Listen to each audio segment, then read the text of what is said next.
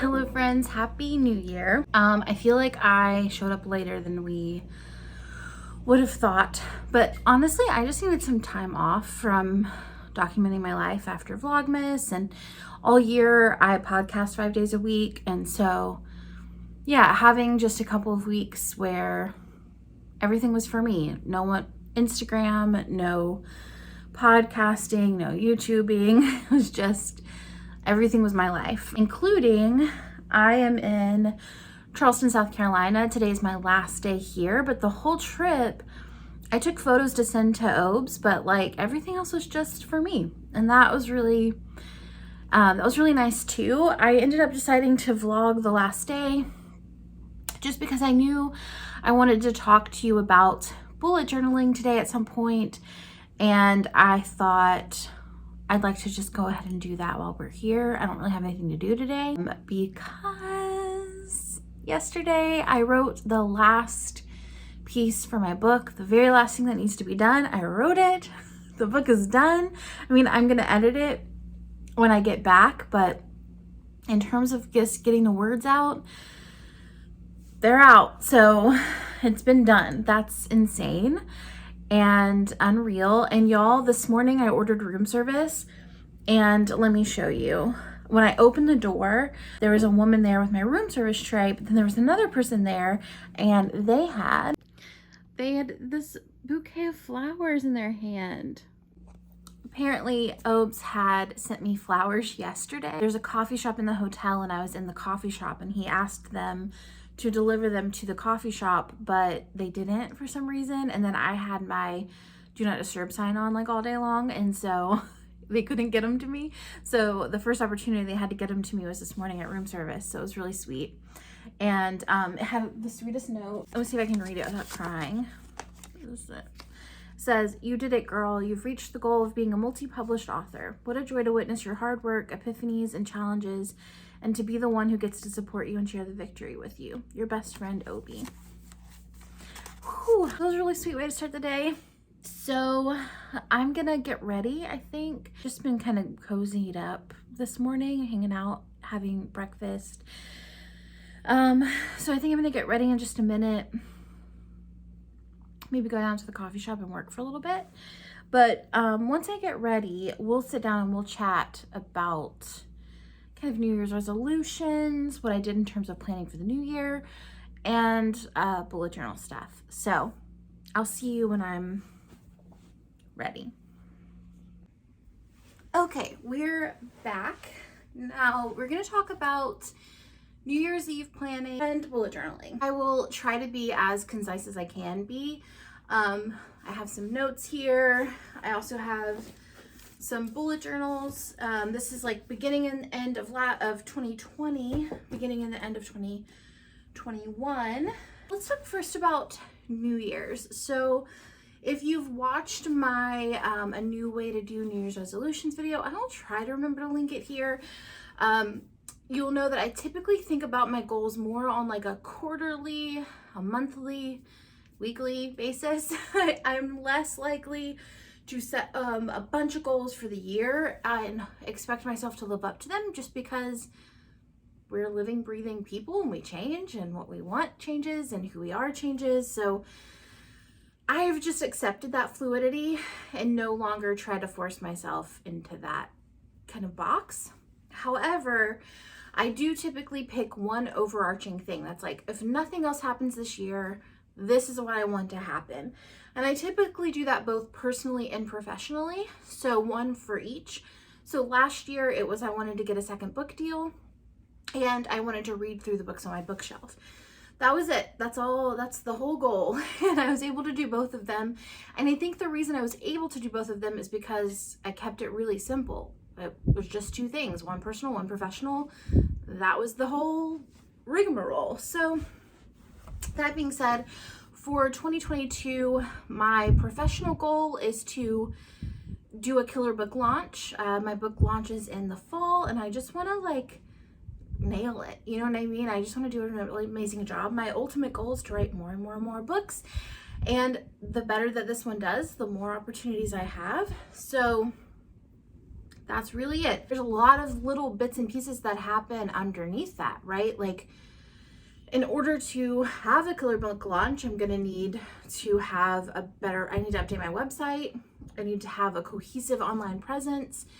I need to pitch a bunch of podcasts and news outlets and things like that. Like, there's a lot to do under the umbrella of having a good launch, but the goal is just to have a good launch. Personal goal for me this year is really just about building up lung strength. I'm coming up on 2 years, almost 2.5 years of having weak lungs make it really hard for me to just do the things I want to do and to feel like I can move my body in the ways I want to move my body. It's very important to me to age flexibly and agilely. I want to feel good in my body for as long as possible, and having weak lungs honestly has made that very difficult, right? I can do yoga every day, but I can't do like the hour-long vinyasa flows that I used to be able to do before my lungs broke, or go for runs like I used to do, or play tennis like I used to do. Things that I really love to do, I can't do. So I really want to build that up. This past year, my husband, he pushed through struggles with shin splints to get to he runs like more than 5 miles a day, like every three or 4 days a week. And before that, he could barely run to the lake and back because his shin splints would be so bad. So he built this endurance up, and I found that really inspiring, and it made me feel like, I want to try to do the same with my lungs, just like build that strength. And so that's it for me in terms of New Year's resolutions. Now, what I did when I planned for the year, it was a lot of data. I look at a lot of data. So I'll kind of talk to you about the data I looked at this year. I looked at the state of my relationship to my husband, relationship to myself, my environment, my work life, my body, like how I physically well I feel, my social relationships, and kind of organizational logistic type of things.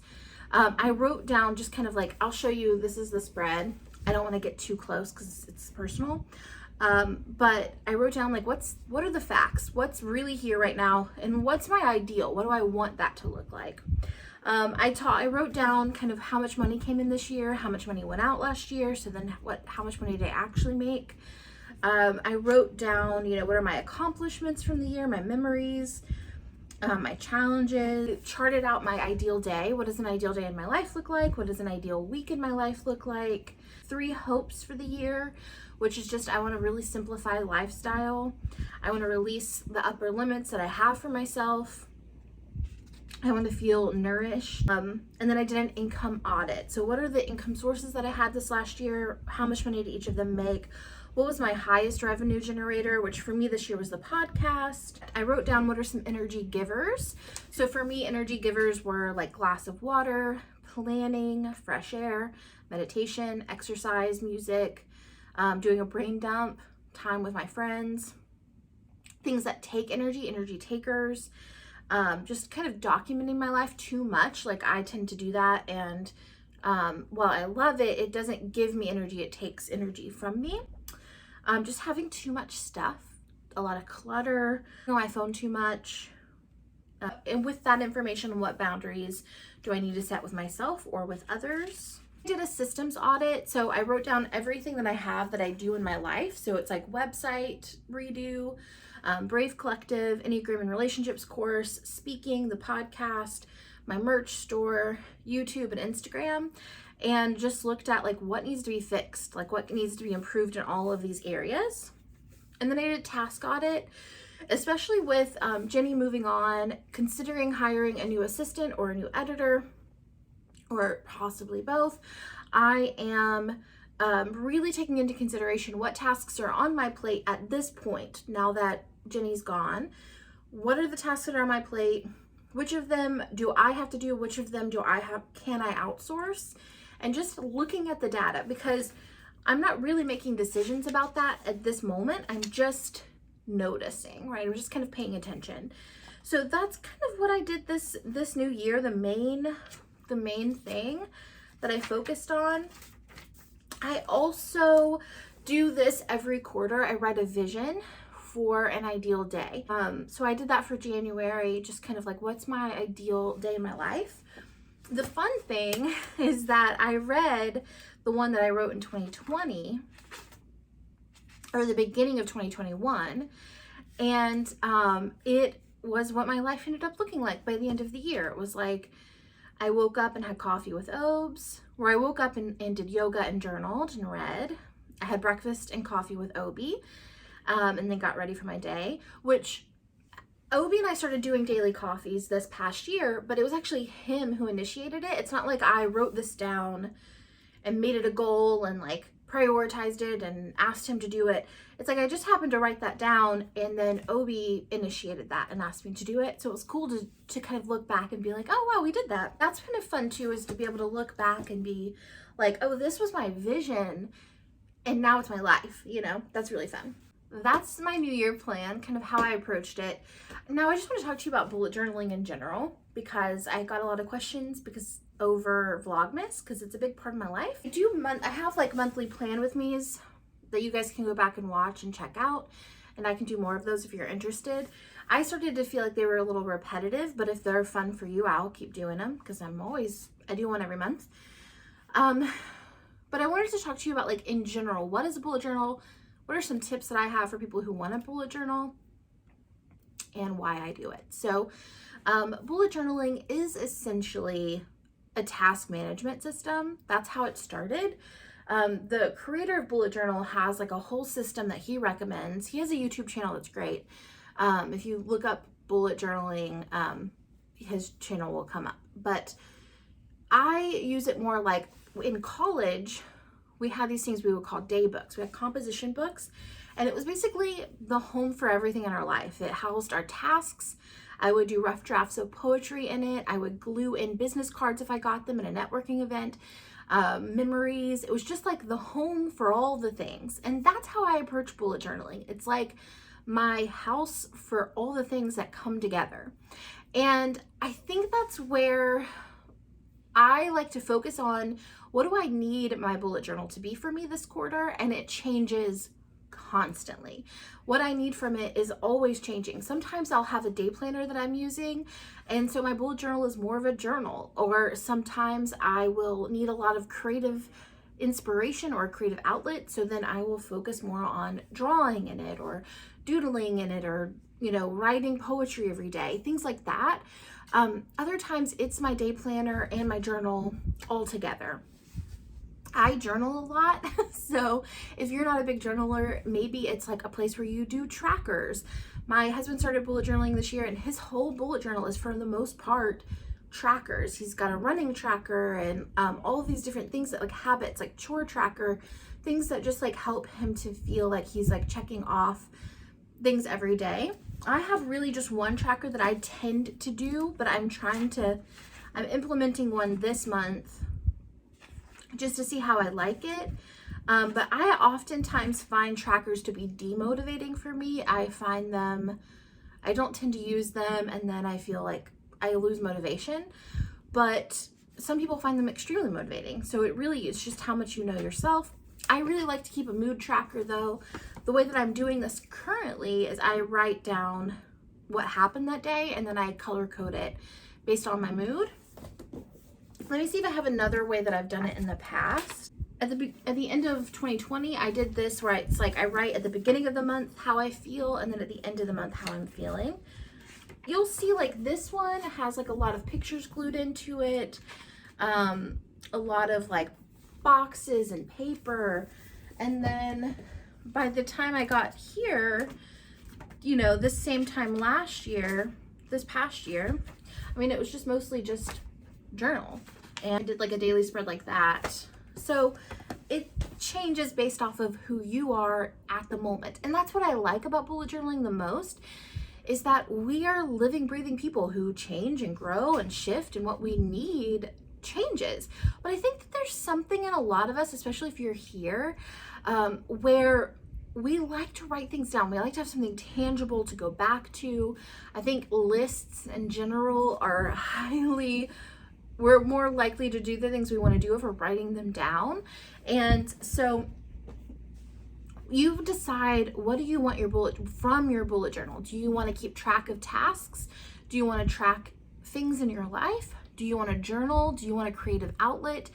Start there, because I think one of the reasons people get frustrated or overwhelmed by bullet journaling is because we're trying to do it the way we see other people do it, what worked for them. So we see people do these like elaborate spreads, these like beautiful artists who do these like beautiful spreads, and we think we have to do it like that, or it has to be like mistake free or perfect or artistic.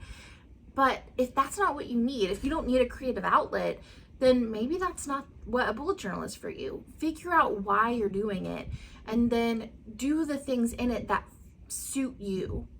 You know what I mean? So I'll say, like, this is about as artistic as I'm gonna get. And I like really like that. It makes me happy. But then the rest of my journal, I'm not gonna like I hate this spread. Like this spread I did, and I'm like, oh, it's kind of ugly. I'm gonna use it until next week, and then next week I'll find one I like better. I did this for my daily, and I didn't like it. So then the next time I did a daily spread, I drew up a new one that I liked better. You know what I mean? Like, let it change, let it live and breathe. That's the beauty of it, is that you're in charge, and it doesn't have to be perfect.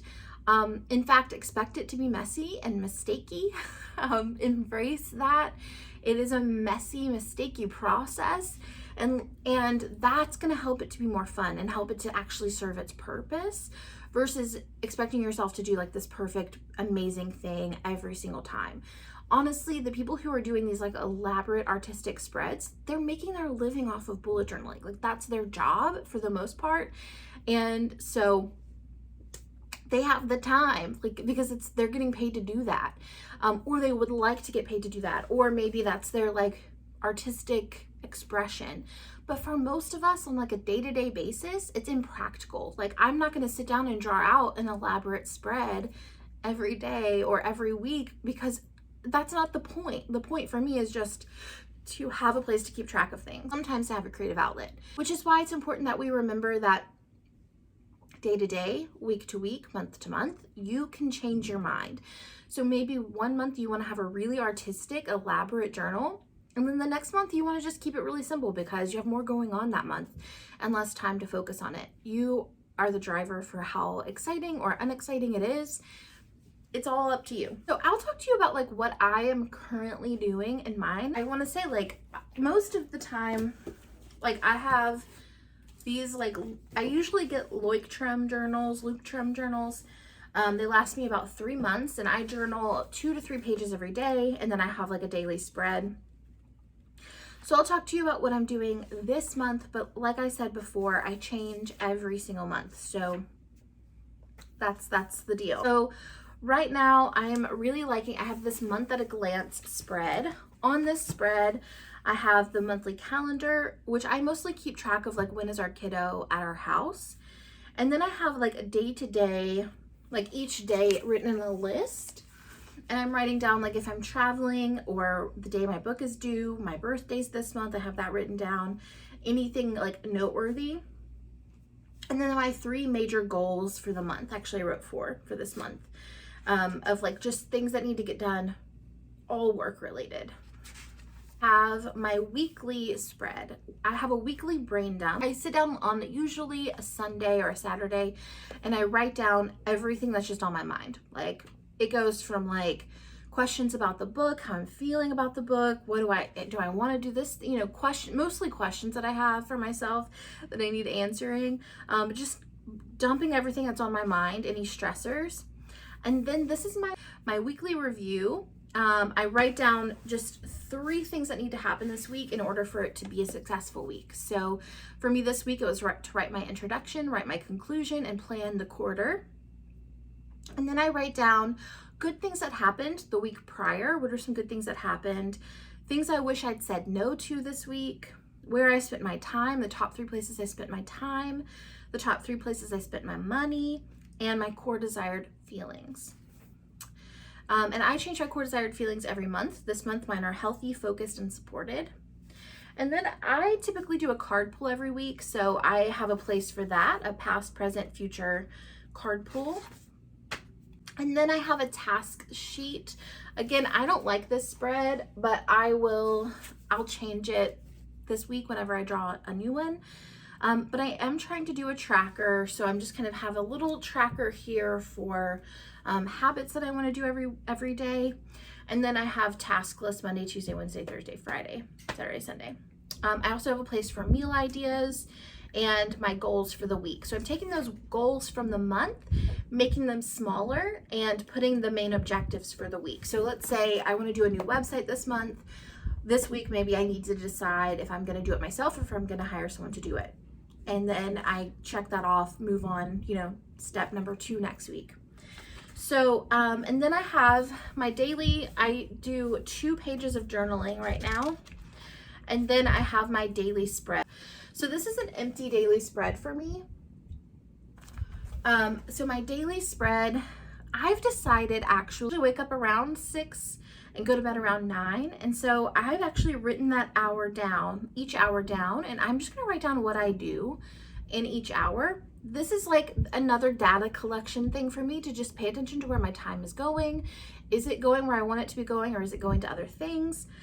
And then I have my big task list, the things I have to get done. And then I have my priorities. What are the 3 things that have to happen today in order for me to have a successful day? And then I have my feelings. How am I feeling right now? I struggle to know what I feel. It's just a thing. It impacts my life whether I know what it is or not, but I struggle to know. So I have a place here for me to write down how I'm feeling. And then what are 3 things that I could do to brighten my day? How can I show love to Obi, to myself, and to the kiddo? And then what are 3 things I'm calling in today? Yesterday I called in joy, focus, and rest. And then what are 3 good things? Just kind of like a gratitude. What are some good things I can think of? So that's it, y'all. That's the deal. The other 2 pages that you should know about, I guess, are some memories. Obi got me this Instax printer for Christmas, and I'm obsessed. So I'm just gonna do like memories every month. And I also always do these 2 spreads, a mood tracker and bucket list. So my bucket list comes from Brave Collective. I just do what we do every month in that. And I might add something if I feel like it, but usually I don't. And then my mood tracker, which we talked about earlier, I just write what happened that day and color code how I felt about it. Yeah, so that's my current bullet journal. The things that I do change, right? Like right now, this is my book log. I like to write down all the books that I read in a year and how I felt about them. But that's changed. So this is the book log I had by the end of 2021. I don't like this spread. I think that that's important to note because sometimes you just don't like one and you can use it anyway. This is the book log I had at the end of 2020. And let's see if I had one at the beginning of 2020. Yeah, I kind of similar to the one I do now. But yeah, so it changes, it grows. The whole point is for it to change and grow with you, for it to meet your needs. I use a lot of Pinterest templates and YouTube templates, so like things I've seen other people do, and then I morph them to work for me specifically. That's what I encourage you to do as well. Watch other people's YouTube videos, just collect things that feel good to you. If it doesn't feel fun, if it doesn't make you feel excited to do it, release any pressure at all that you feel to do it. Just because it works for me and makes me happy does not mean that it's going to make you happy. If you don't feel like excited at the idea of stationery, let it go. This may not be for you, you know? It's okay. Like, I think we see people do things and we think it's cool that they enjoy them, so then we feel this pressure to do them ourselves, and I just don't think you need to. But if it's something that you want to do and you haven't started, release the perfectionism, release the pressure to do it like everyone else. Think about what will work for you, why you want to do it, and then just let it meet your needs. That's its only job. is to meet your needs. That's kind of my spiel on bullet journaling. Let me know if you have questions about it in the comments, and I can answer those. And if you want me to do more plan with me's, I can always do them. For the rest of today, it is about 10:47. I think I'm gonna go get some time outside. I have some work to do. Maybe I'll do that now. And then I need to figure out what I'm gonna do for lunch. We're gonna do lunch. And tonight, I'll tell you about that later. Yeah, so we'll see. I'll check back in around lunchtime, maybe after lunch.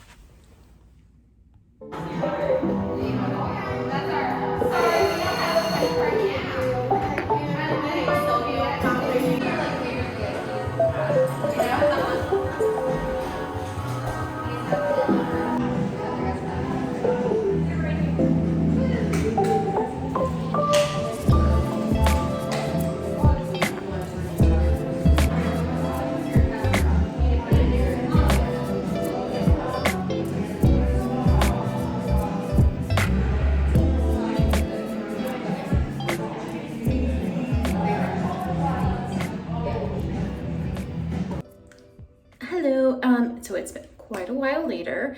It is like almost 5:30 and I am just finishing up getting ready for dinner. I thought that would show my outfit somehow, but it obviously won't. I just finished getting ready for dinner. I don't know why I always try and do this at the same time as I'm talking. Hold on. This is the Glossier Generation G and Zip, if you're curious. I need to let the valet know to bring the car around so that I can go to dinner, because Obi has made dinner reservations for me at a mystery restaurant. He said to go give them my name and all will be taken care of. I don't know what that means or what it's gonna be. I have an address, it's all I got. So that's exciting for me. He's doing, I don't think I told you this, but it's my birthday month. My birthday's on the 26th, and he's doing like a birthday month celebration with me. So he's gotten me like a book that he gave me on New Year's Day, like right before midnight. He got me like a book certificate for our favorite bookstore in Asheville. Then he sent me the flowers, and he's sending me to dinner tonight, even though we're in separate towns. I'm very excited about it. He's the sweetest angel in the whole world. Yeah, so we're gonna go to a mystery dinner together. All that I have, again, all I have is the address, and I'm told to call him before I go in. So that's what we're gonna do. Let's go.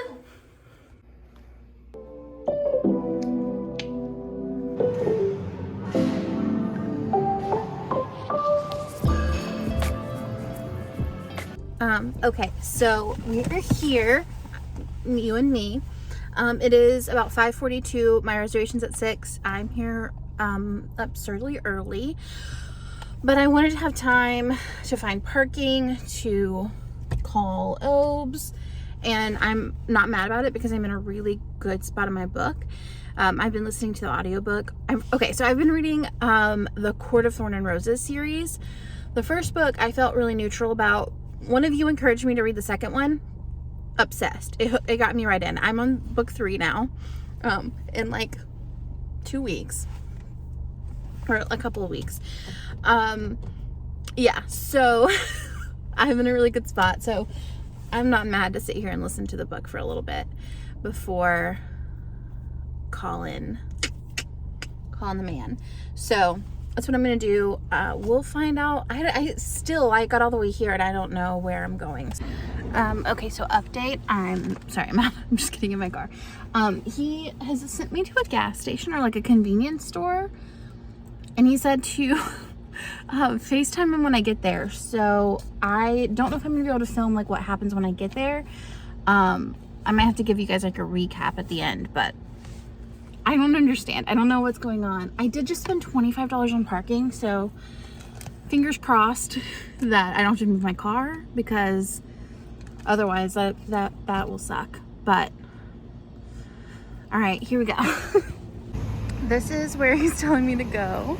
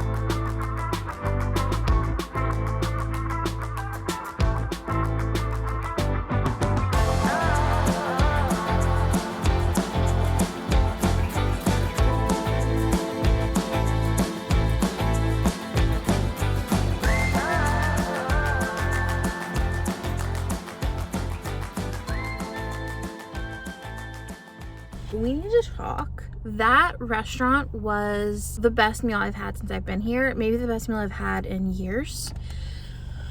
Like, absolutely every bite was incredible. I didn't have a single bite that I didn't love. And I will think about that meal for the rest of my life. I did so much research on where to eat in Charleston. So much research. And I don't know how I missed this place. I'm so glad that OP found it and sent me there. It felt so special.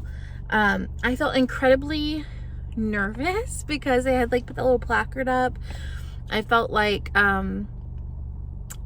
don't know, I felt really shy for some reason. But the people, there were like people who were sitting like 2 seats down from me. And they left, middle of my meal, but they ordered me a dessert and like sent it to me, and they said they'd already gone, but at the end of my meal they were like, that couple down the row ordered you this dessert, and it was the sweetest thing ever. It's just really nice. And then the couple next to me and I chatted for a really long time after dinner was over, and I was just like, I just love, you can love people. I freaking love my husband. Like, holy cow, that was just such a sweet, precious thing that he did for me. Can't even handle it. I'm gonna head back to the hotel. I think for the rest of the night I'm gonna put on some PJs, maybe get a drink from the bar and take it up to my room and just kind of cozy up. So nothing exciting is gonna happen. I'm gonna go ahead and end the vlog here, but welcome to 2022. I'm happy to be back. And oh, real quick, updated schedule. So I am going to be posting once a week from now on instead of every day or twice a week, just because it's more sustainable for me. So I'm going to post every Wednesday till that changes. So I'll see you next Wednesday. Bye.